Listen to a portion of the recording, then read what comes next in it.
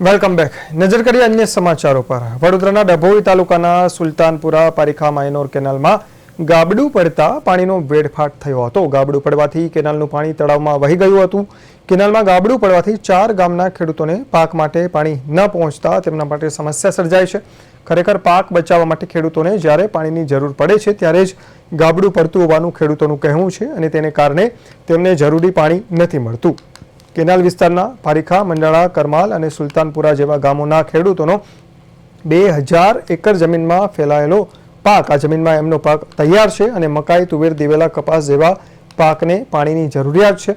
ત્યારે કેનાલનું પાણી ન મળતા ખેડૂતોને નુકસાન જશે તેવી ભીતિ જોવા મળી રહી છે. છેલ્લા 2 મહિનાથી નર્મદા નિગમના અધિકારીઓને ખેડૂતો રજૂઆત કરી રહ્યા છે. આમ છતાં ગાબડા પૂરવાના સમારકામ માટે તંત્ર આળસ દાખવી રહ્યું હોવાનો ખેડૂતોનો આક્ષેપ છે.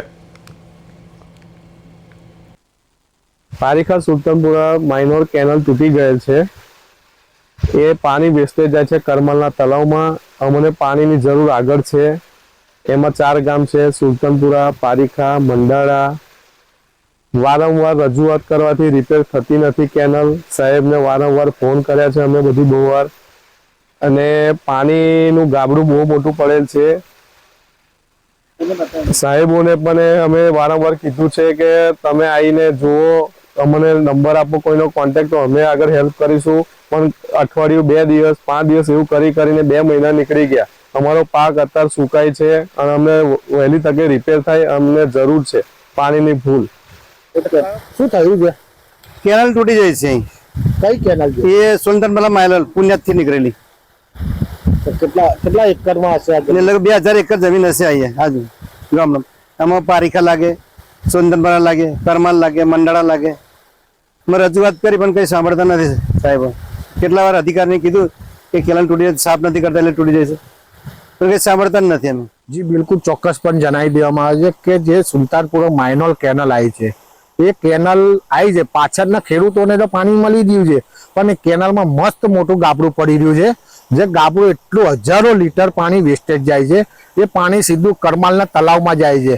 જો ખેડૂતો વારંવાર અધિકારી, એમને લાગતા અધિકારીઓને રજૂઆત કરે છે, પણ તે છતાં હજુ કોઈ થયું નહીં. એમને ફોન કરે છે કે હા આજે થશે, કાલે થશે, 2 દિવસમાં થશે, 4 દિવસમાં થશે, પણ હજુ લગીને એમનું નિવારણ આવ્યું નહીં.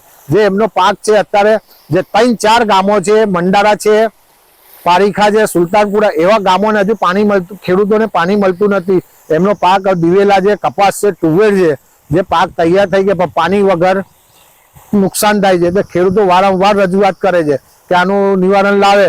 તો જો અધિકારીઓ આનું નિવારણ લાવે અને એ થાય તો ખેડૂતોનો પાક નુકસાન ના થાય. વિકાસ ચતુર્વેદી, પ્રદેશ 24 ન્યૂઝ, ડભોઈ.